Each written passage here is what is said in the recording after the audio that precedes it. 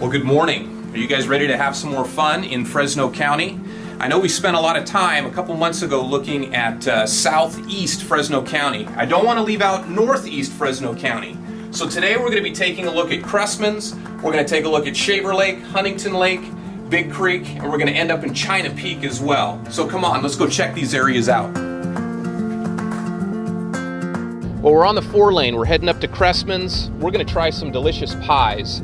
I was reading some Yelp reviews and one person said that the food at Cressman's is so delicious, it ruined them. We're going to put that theory to the test.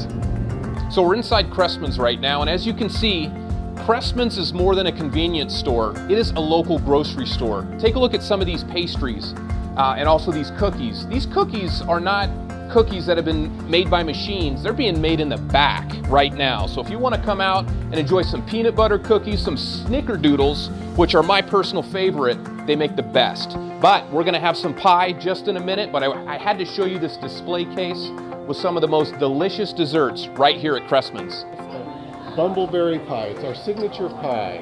It's a mixture of strawberries, raspberries, and blueberries, and we sell more of this than any other pie. One thing right off the bat that I'm noticing, your crust is, it's flaky, it's moist, but it's flaky at the same time, which kind of sounds like a contradiction, but it's not. And the flavor, it melts in your mouth.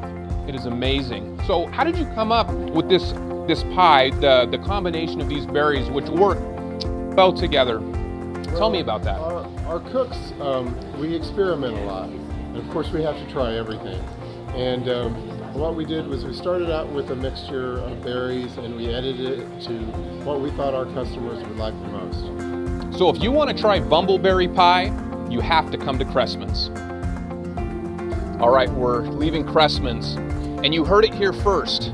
The magic ingredient in all the pies that they make here at Cressman's is love. Who would have thought? Hey, is there any charge? There's no charge for the museum, correct? It's always free to the public. All right, so we're up here in the Shaver Lake area and at the Shaver Museum, and one of the things that they have is a display of bark beetles that are here. And as you come up to this area, you'll notice that there are a number of trees that have died. And they've died not only because of the bark beetle, but poor forest management. We've had a drought as well, and there are just way too many trees per acre. So Lisa, let's talk a little bit about the bark beetle. So the big four, as we call them, are the western pine beetle, fir engraver, mountain pine beetle, and on the bottom we have the 5-spined ips. A lot of these work together, putting off different pheromones, so when the beetles hit the tree, the ips can come in after. What essentially happens is that the beetle bores into the cambium layer, and you can see on these tracks here that it leaves. It essentially girdles the tree, so it stops the flow and the process of photosynthesis from being able to happen. That's incredible. So come on up to the Shaver Museum. You can check out many different displays and exhibits and have a really good time. Lisa, thank you for showing us the museum today. I appreciate it. Thank you. So we've just left the Shaver Lake Museum. We're on our way to Big Creek. And an unknown fact, all these roads that we're taking right now are used for Climb to Kaiser. Climb to Kaiser is one of the most difficult bike events, single-day events in the nation. I think it's in the top 3. 155 miles, 13,500 feet of climbing. I've done that bike ride twice. It is no joke.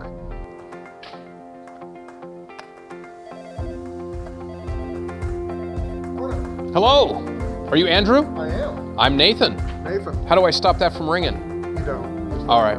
I've heard that the power that's generated here at these facilities at Big Creek are a significant factor to making sure that folks that live in Southern California are able to keep their lights on. Between your 9 different stations, how many megawatts are you able to generate? At peak, we can do 1,015 megawatts. That is amazing. And to put that into perspective, that's enough for about 750,000 households at any one time. All right, so we're out here. We've got Powerhouse 1 behind us. There's a lot of noise. So talk to us a little bit about what's going on, how much power is being produced currently, and just how Powerhouse 1 works.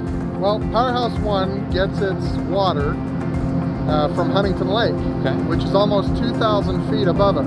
Very good. And we use the pressure of that water to turn the turbines. The turbines create the electricity. Currently, we're probably producing somewhere in the around realm of 30 to 40 megawatts. And what is the maximum Powerhouse 1 can produce? 82 megawatts. Very good. Impressive. The building was built, you said, in 1913, so it's been producing power for over 100 years. Correct. And the motors, the generators inside, have those ever been changed, or are they original as well? Mainly original. They have been rewound, but all the major components are all original. Very impressive. Thank you. So out here at Huntington, you can camp. I actually have had the pleasure of spending 2 different summers out here with my kids. And what's so neat is our campsite, the campsites out here are literally within 150 feet of the shoreline. So it's wonderful. My boys loved it. My wife is not much of a camper, but I sold her on the fact that there are bathrooms up here. So even though it's not full-blown camping, it's close enough.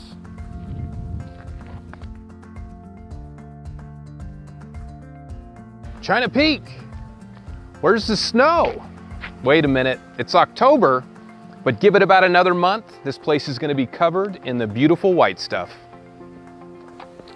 Have you ever skied? I have, I suck. Okay. We can talk about that if you want.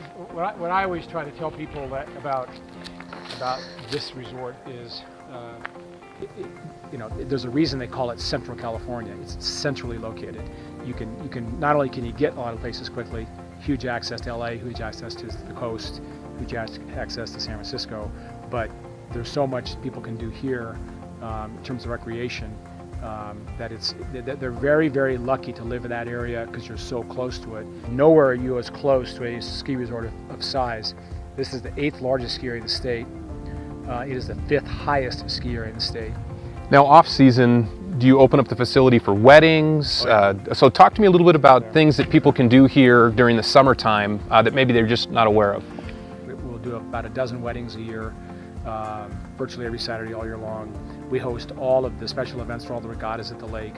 We have one of the largest mountain bike events in the United States. We run mountain biking every weekend. We have disc golf course every weekend. We have national caliber hiking. I thank you for making the investment here. If there's anything I can do to help you promote China Peak, I want to do that. Thank you very much. Learn how to ski better. After a long day of shooting, it's time to eat. I can't think of a better place to enjoy some lunch up here at Shaver than the Hungry Hut. So it's been around a long time and just recently went through a renovation. It was closed for about 10 months, but they just opened up about 2 months ago. So let's go see what they have on the menu. As you can see here, Hungry Hut just delivered our meal, and apparently by the looks of this hot dog here, we do have a child with us today. But these burgers are amazing. Look at these double patties, lots of extra cheese, jalapenos.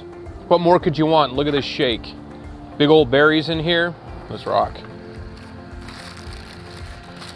Look at that, onion ring, jalapeno.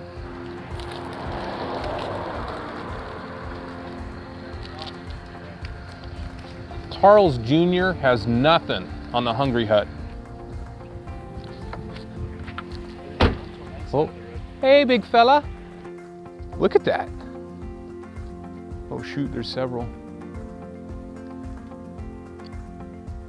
I think these cows are trying to trick us. They're ticked off that we eat too much beef. They're trying to get us up there in the forest and then they'll take us out. All right, let's get back in our vehicle. This is nature, folks. Today we spent some time going up 168. We started in Shaver Lake, we ended at China Peak. If there are places in Fresno County that you enjoy, please share your stories with me.